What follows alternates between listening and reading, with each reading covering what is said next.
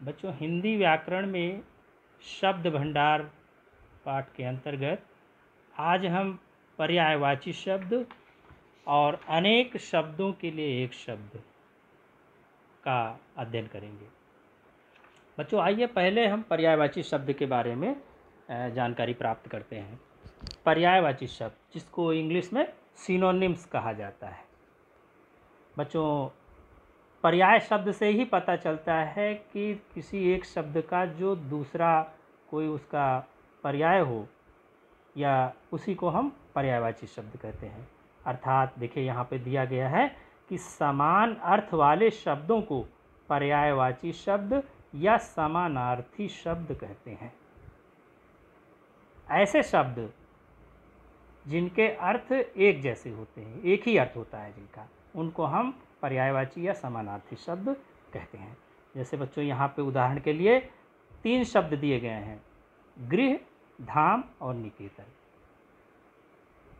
इन तीनों शब्दों का एक ही अर्थ है, घर। इसलिए यहाँ पे क्या कहेंगे, घर जो हो गया मूल शब्द हो गया, और गृह, धाम और निकेतन इस घर शब्द के पर्यायवाची शब्द हो गए या समानार्थी शब्द हो गए। इसी तरह दूसरा शब्द दिया गया है घोड़ा।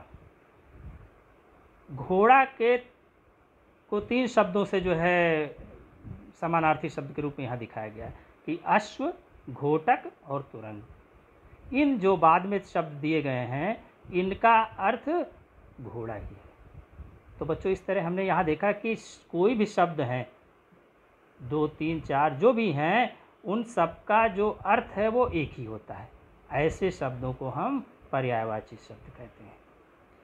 बच्चों, यहाँ अन्य उदाहरण भी दिए गए हैं, इनकी पूरी टेबल दे दी गई है। जैसे कि अंधकार है।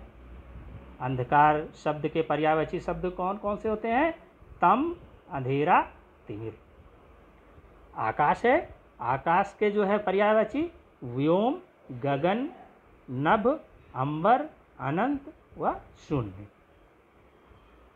इसी तरह आग है। आग का जो है पर्यायवाची जो शब्द हैं, पावक, अग्नि, कृशानु, दहन, ज्वाला, हुताशा।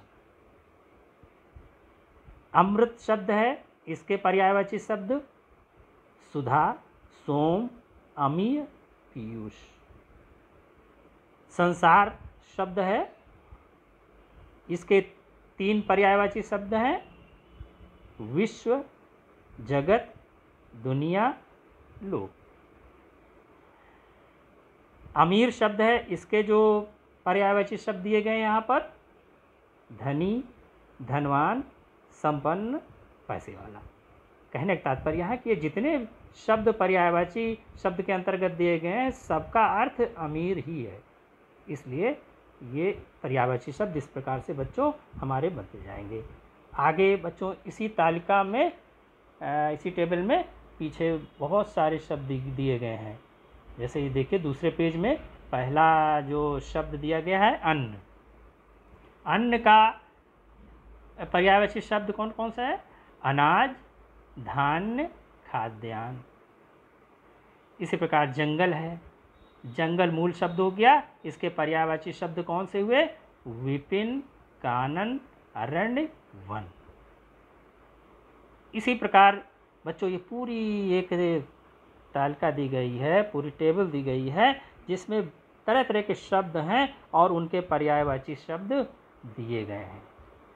देखिए, इसमें जा कर के लास्ट में है, इधर बारिश जैसे दिया गया कोई शब्द। बारिश का क्या है? पर्यायवाची क्या हो गए? वर्षा, बरसात, वृष्टि और पावस।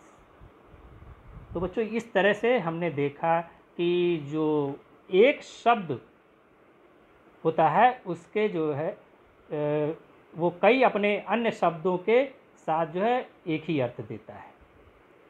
तो ये हो गए बच्चों पर्यायवाची शब्द। बच्चों, अब आगे हम आते हैं अनेक शब्दों के लिए एक शब्द, जिसको इंग्लिश में क्या कहते हैं? 1 वर्ड सब्स्टिट्यूशन।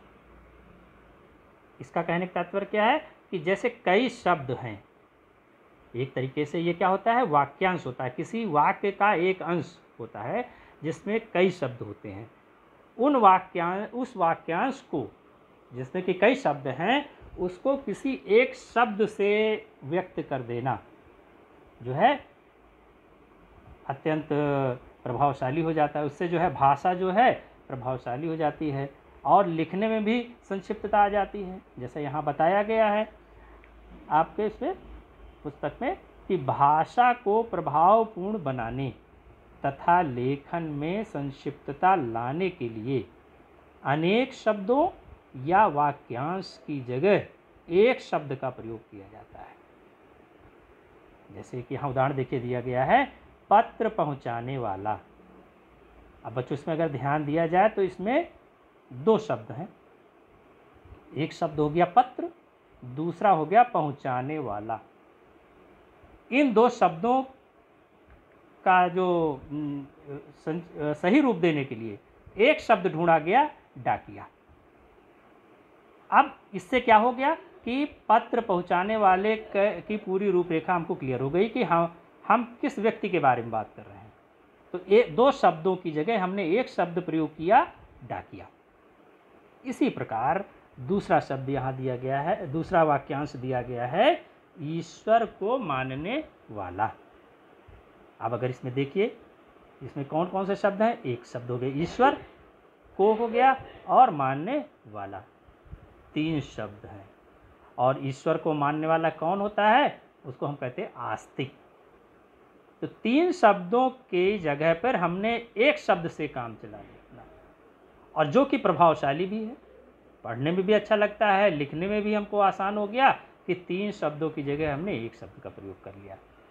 तो बच्चों इस प्रकार हम अनेक शब्दों के लिए एक शब्द का जब प्रयोग करते हैं तो भाषा हमारी जो है वो प्रभावशाली हो जाती है, उसका इम्प्रेसिव हो जाती है भाषा, और हम अनावश्यक विस्तार से बच जाते हैं। अच्छा लेखन कौन सा होता है, जिसमें से कम शब्दों में अपनी सही बात को हम व्यक्त कर सकें। तो वहाँ पर इस तरह के प्रयोगों को देखा जाता है, इस तरह के शब्दों का प्रयोग किया जाता है, वर्ड सब्स्टिट्यूशन वहाँ पे किया जाता है।